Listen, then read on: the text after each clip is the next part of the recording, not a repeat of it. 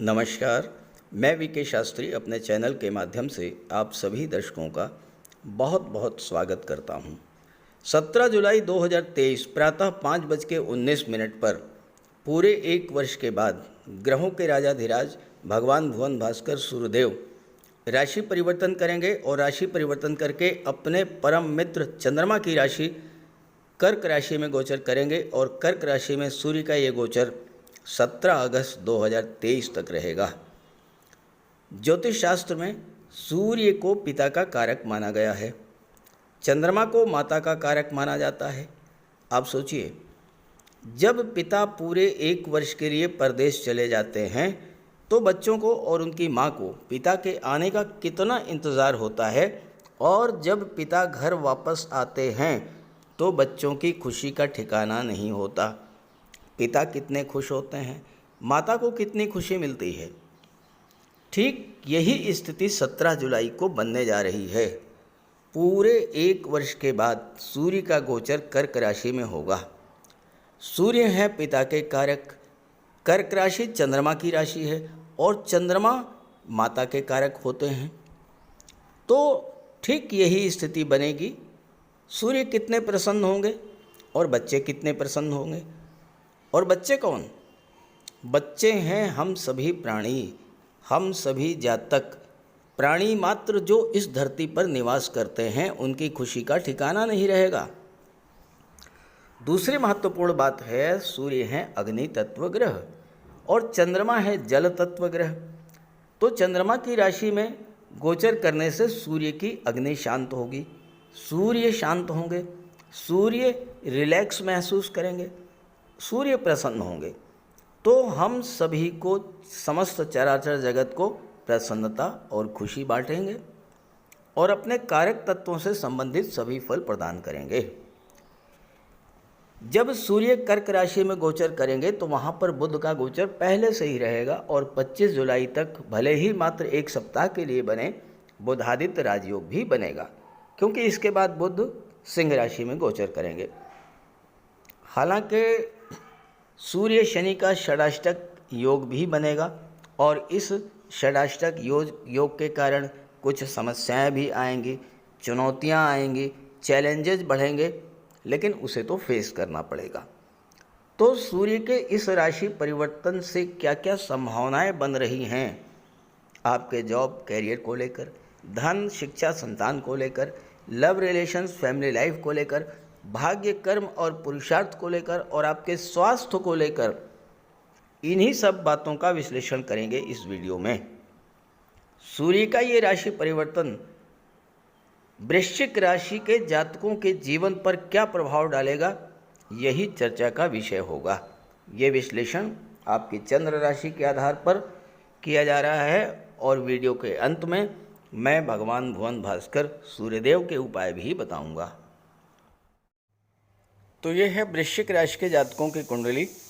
वृश्चिक राशि के स्वामी हैं मंगल और मंगल सूर्य के परम मित्र हैं और आपकी कुंडली में एक माह के लिए सूर्य का गोचर बहुत ही महत्वपूर्ण होने जा रहा है। इतना अच्छा गोचर है सूर्य का कि आपको इस गोचर का पूरा लाभ ले लेना चाहिए। देखिए, समय तो बदलता रहता है, कभी अच्छा समय आता है, कभी ख़राब समय आता है, लेकिन जब अच्छा समय आए उस मौके का पूरा लाभ उठाना चाहिए। क्योंकि देखिए, सूर्य जो हैं ये आपके कर्म भाव के, दशम भाव के स्वामी होकर के और भाग्य के भाव में गोचर कर रहे हैं और सूर्य के साथ बुध हैं 25 जुलाई तक, और बुध जो हैं 25 जुलाई को दशम भाव में आ जाएंगे और बुध लाभ के भाव के स्वामी हैं। तो ये समय जो है आपके लिए बहुत ही अच्छा है। देखिए, सूर्य का गोचर चंद्रमा की राशि में हो रहा है और चंद्रमा क्या है? चंद्रमा हमारा मन है। तो इस गोचर काल में सूर्य का सर्वाधिक प्रभाव हमारे मन पर पड़ेगा। अब देखिए, जीवन में कुल मिलाकर के दुख, कष्ट, परेशानियां और संघर्ष ज़्यादा हैं। मनुष्य जब जन्म लेता है तो शुरू के कुछ वर्षों को छोड़ दीजिए, तो उसके बाद जीवन में कष्ट और परेशानियां, तनाव बढ़ते ही चले जाते हैं। सुख और खुशी के पल तो बहुत कम मिलते हैं और बड़ी मुश्किल से मिलते हैं। हो सकता है कि पिछले समय की असफलताओं के कारण, कष्टों के कारण, आर्थिक संकट के कारण, व्यापार में घाटे के कारण, पारिवारिक समस्याओं को लेकर या संतान के विवाह को लेकर, संतान की नौकरी या शिक्षा को लेकर आपका मन बहुत अधिक निराश हो गया हो। तो यहाँ सूर्य क्या करेंगे? सूर्य आपके मन को शांत करेंगे, आपके अंदर एक नई ऊर्जा, नए उत्साह का संचार करेंगे, आपके मन की नेगेटिविटी को दूर करके आपके अंदर एक सकारात्मक ऊर्जा का संचार करेंगे और आपके आत्मविश्वास में वृद्धि करेंगे। सूर्य नवम भाव में गोचर कर रहे हैं, दशम के स्वामी होकर के। नवम भाव जो होता है भाग्य का होता है।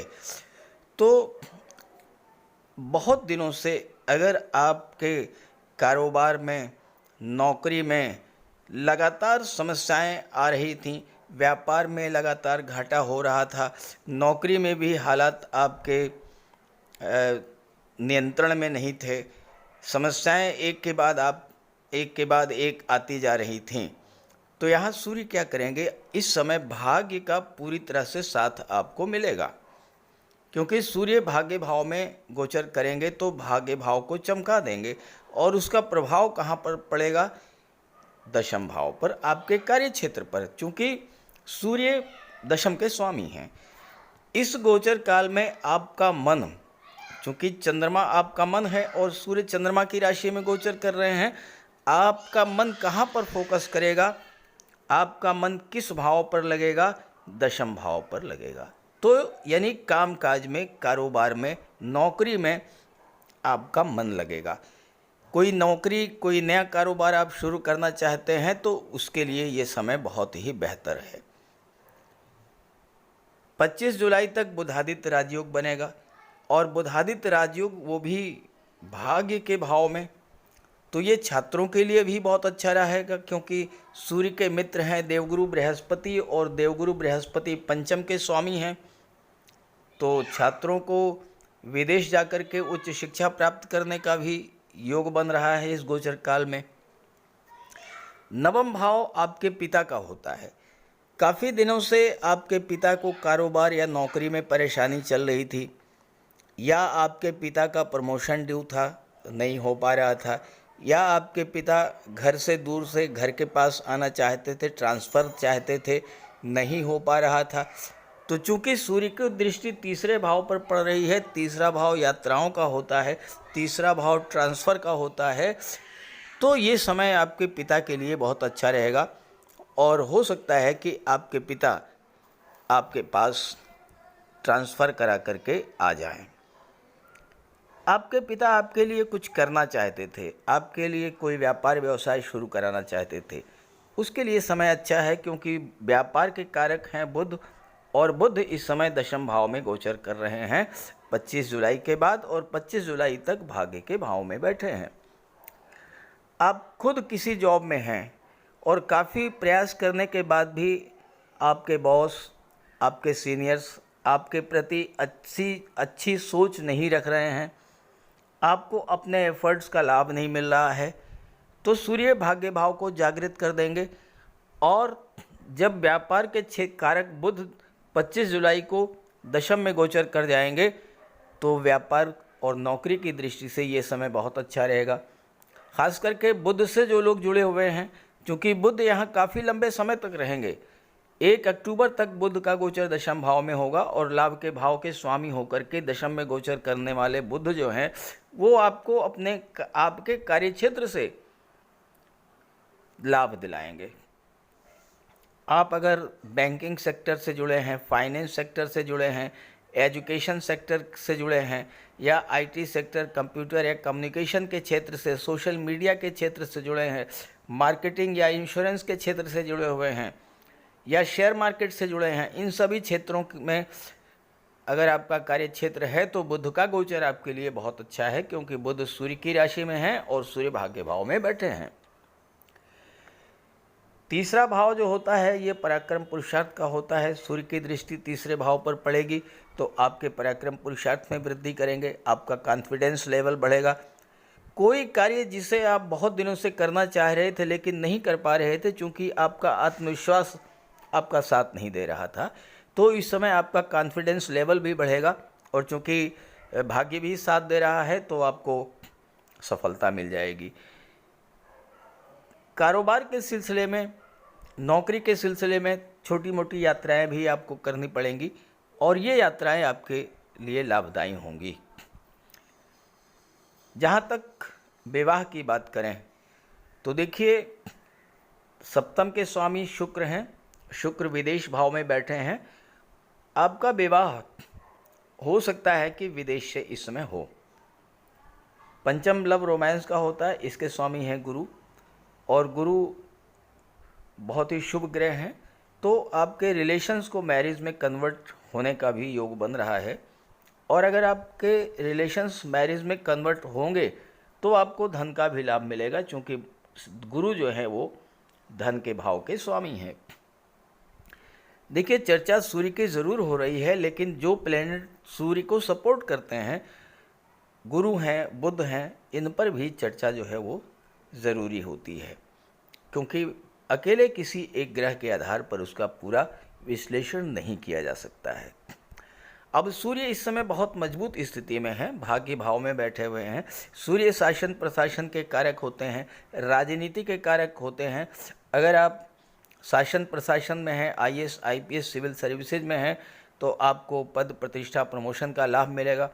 अगर आप तैयारी कर रहे हैं आईएएस, आईपीएस, सिविल सर्विसेज की सरकारी नौकरी की, वहाँ भी सफलता का योग बनेगा, क्योंकि एक त्रिकोण के स्वामी हैं गुरु और दूसरे त्रिकोण में सूर्य का गोचर है।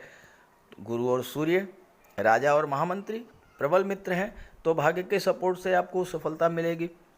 सूर्य इस समय बहुत ही मजबूत स्थिति में है और नवम भाव चूँकि पिता का भी होता है, तो आपको अपने पिता का भी सपोर्ट मिलेगा। नई नौकरी आपको मिल सकती है या नया व्यापार व्यवसाय शुरू कर सकते हैं।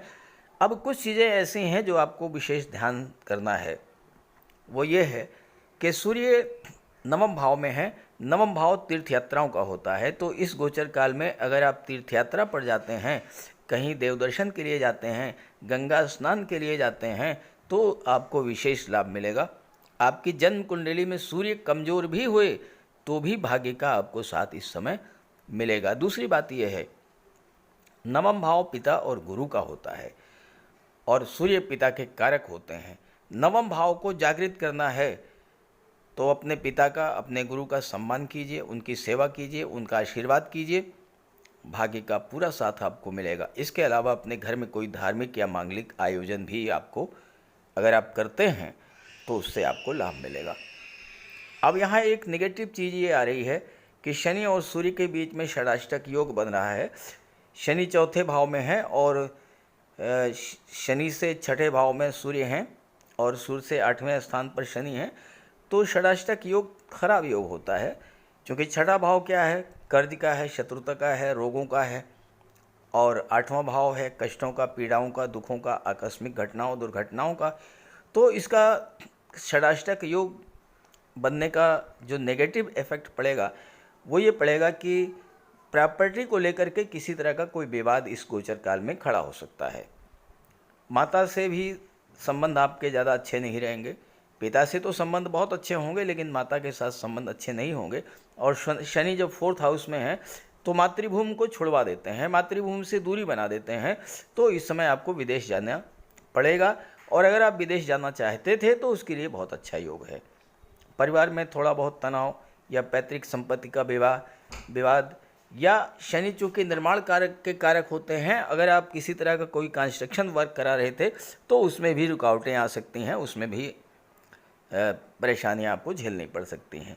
तो इन सब समस्याओं से बचने के लिए आप भगवान भुवन भास्कर का उपाय ज़रूर करें। तो बात करते हैं उपायों पर। सूर्यदेव की आराधना करें। खास करके छात्रों को या जो कॉम्पिटिटिव एग्ज़ाम्स की तैयारी कर रहे हैं उन्हें तो सूर्य के उपाय अवश्य करने चाहिए। सूर्य आत्मा के कारक हैं।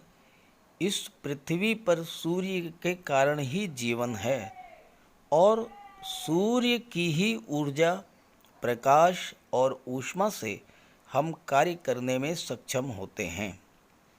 सूर्यदेव की आराधना करेंगे, आत्मा को बल मिलेगा, आत्मविश्वास में वृद्धि होगी, कार्य करने की ऊर्जा प्राप्त होगी, जीवन में रोशनी आएगी, भाग्य चमक जाएगा और फिर आप सफलता की सीढ़ियां चढ़ते चले जाएंगे। तो प्रातःकाल स्नान करते समय जल में लाल पुष्प या केसर डाल करके स्नान कीजिए। इसके बाद सूर्योदय से 1 घंटे के भीतर सूर्य देव को अर्घ्य दीजिए। तांबे के लोटे में जल, अक्षत, लाल पुष्प, रोली, लाल चंदन ये डाल करके सूर्य देव को अर्घ्य दीजिए। ध्यान रखें कि सूर्य देव को अर्घ्य 3 बार में देना है। 1 लोटे जल को आपको 3 बार में अर्घ्य देना है और साथ ही साथ इस बात का ध्यान रखना है कि जो जल है वो आपके पैरों पर ना गिरे। इसके बाद गायत्री मंत्र का जाप करें, आदित्य हृदय स्तोत्र का पाठ करें। छात्रों को तो सूर्य का ये उपाय नियमित रूप से करना चाहिए, क्योंकि सूर्य ही सरकारी नौकरी के कारक हैं और आज के युग में हर छात्र का सपना होता है कि वो आईएएस बने, आईपीएस बने या शासन प्रशासन में उच्च पदस्थ अधिकारी बने, और सूर्य इन सब के कारक होते हैं। सूर्य पिता के कारक हैं।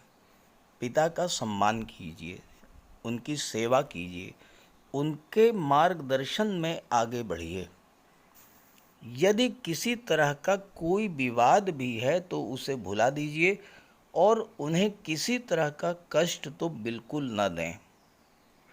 इससे सूर्यदेव को बल मिलेगा। सूर्यदेव को बल प्राप्त हो, इसके लिए रविवार को नमक का सेवन न करें। दलिया, दूध, दही, गुड़, गेहूं की रोटी इन सब का प्रयोग करें। रविवार के दिन सूर्यदेव को अर्घ्य देने के बाद एक तांबे की अंगूठी या तांबे का छल्ला ये धारण करें और जितनी आपकी क्षमता या सामर्थ्य हो यथाशक्ति लाल वस्त्र, गुड़, गेहूं, मसूर की दाल या तांबे का दान करें। गौ माता की सेवा करें, उन्हें रोटी दें, चींटियों को चीनी दें, मछलियों को आटे की गोली खिलाएं। ध्यान रखें कि जो भी उपाय करें यो पूरे मन से करें। उपाय करते समय सूर्यदेव का ध्यान करें और साथ ही साथ अहंकार और क्रोध इनसे दूर रहें। आप ये उपाय करके देखिए, जीवन में इतना बड़ा परिवर्तन आएगा कि आप कल्पना नहीं कर सकते। तो मेरी बात से सहमत हों तो उपाय शुरू कर दीजिए, और वीडियो अच्छा लगा हो तो अपने साथियों को, मित्रों को भी ज़रूर शेयर कर दीजिएगा। नमस्कार।